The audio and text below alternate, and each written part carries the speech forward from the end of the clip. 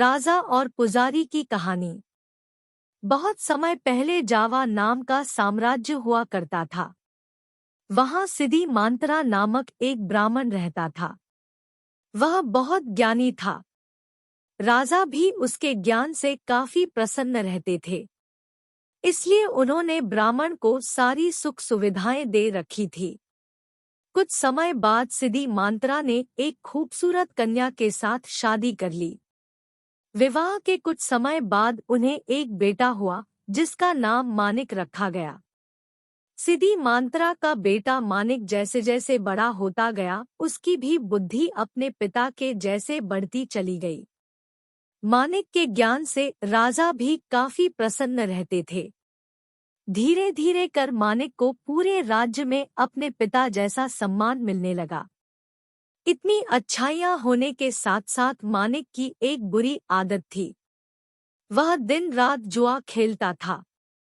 इस खेल में वह ऊंची बोली लगाने के बावजूद भी हार जाता था। धीरे धीरे करके उसने अपने माता पिता की सारी संपत्ति जुए में बर्बाद कर दी। यही नहीं, इस खेल के चलते उसने कई गांव वालों से भी उधार लेना शुरू कर दिया। यह सब देख उसके माता पिता काफी दुखी रहते थे।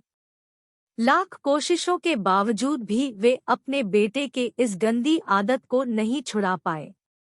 एक दिन गांव के लोगों ने मानिक से अपने उधार चुकाने के लिए कहा। मानिक तुरंत अपने पिता के पास पहुंचा और कहा, पिताजी मेरी मदद कीजिए।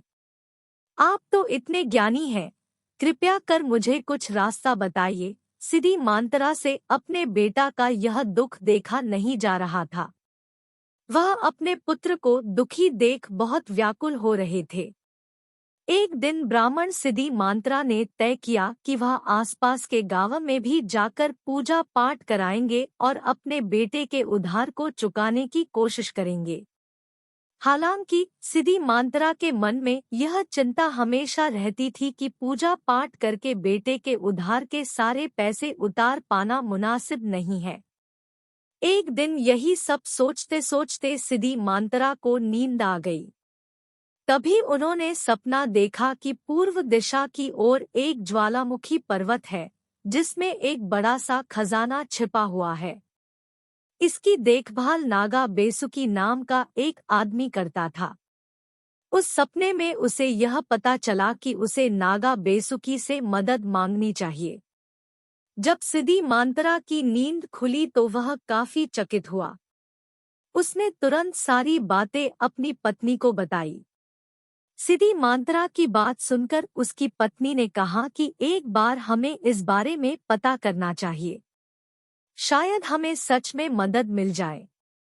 उसने कहा, चलिए हम दोनों साथ चलते हैं। आखिरकार हमारे लाड प्यार ने मानिक को बिगाड़ा है। सिदी मांत्रा अपनी पत्नी की बात से राजी हो गया। अगली सुबह दोनों उस पर्वत की ओर जाने के लिए निकल पड़े। ज्वालामुखी पर्वत की ओर जाते समय सिदी मांत्रा और उसकी पत्नी दोनों को कई तरह के कष्ट झेलने पड़े, लेकिन उन्होंने सभी तकलीफों को सहन किया और अंत में उस पर्वत के पास पहुंचे। वहां पहुंचकर ब्राह्मण ने मंत्र पढ़ते हुए घंटी बजानी शुरू कर दी। तभी वहां नागा बेसुकी नामक व्यक्ति उपस्थित हुआ। सिदी मांत्रा और उसकी पत्नी ने झुककर नागा बेसुकी को प्रणाम किया और अपनी परेशानी बताई। नागा बेसुकी शांत होकर उनकी बातें सुन रहा था। उसे पता था कि ब्राह्मण सिदी मांत्रा बहुत ज्ञानी और भगवान के बहुत बड़े भक्त हैं। वह अपने पुत्र के कारण काफी कष्ट में है। इसलिए नागा बेसुकी ने उनकी मदद के लिए अपने शरीर का एक हिस्सा झाड़ा, जिससे ढेर सारा धन, जेवर और सिक्के की बरसात होने लगी। इसके बाद नागा बेसुकी ने सिदी मांत्रा से कहा, हे ब्राह्मण, आप अपनी जरूरत के हिसाब से धन ले जाएं। इतना कहते ही नागा बेसुकी वहां से गायब हो गए। इसके बाद सिदी मांत्रा और उसकी पत्नी ने अपनी जरूरत के हिसाब से धन बटोरा और नागा बेसुकी को धन्यवाद कहकर वहां से चले गए। इधर अपने घर पर माता पिता को न पाकर मानिक बहुत चिंतित हो रहा था।